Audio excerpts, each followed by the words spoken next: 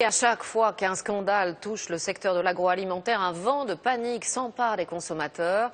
On se souvient de l'affaire Buffalo Grill ou des restaurants Quick. Alors le groupe Findus risque-t-il gros dans cette affaire? Paradoxalement, l'industriel a joué la transparence en révélant lui-même la tromperie. Mais depuis, son nom y est associé immédiatement alors que d'autres groupes sont aussi concernés. L'enquête est signée Elsa Mondingava, Michael Cario.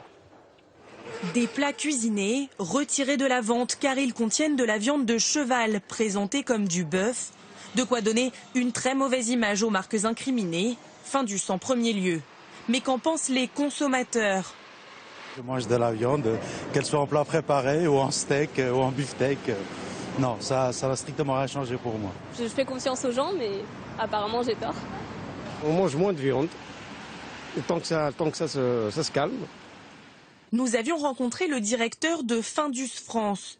Sa position, la marque est montrée du doigt, alors que c'est elle qui a donné l'alerte. Je pense que la réalité, c'est que ça va au-delà de Findus. Simplement, Findus, c'est la marque qui a eu le courage, de faire des tests que personne ne fait, et de le dire. Pour ce conseiller en stratégie, cette réponse a été la bonne. Elle permettra même peut-être à la marque de faire de cette crise un atout.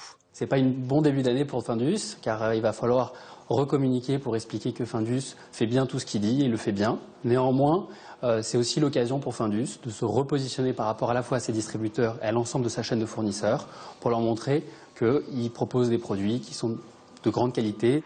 Ce n'est pas la première fois qu'une marque est mise en cause.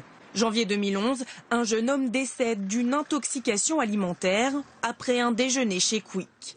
La marque communique, interview, visite des cuisines, elle joue la transparence. Mais dans le restaurant incriminé, la fréquentation baisse de 30% pendant plusieurs mois.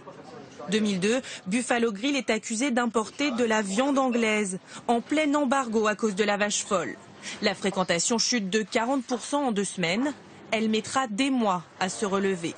Bien souvent, les conséquences sont immédiates pour les marques, mais ne durent pas forcément dans le temps.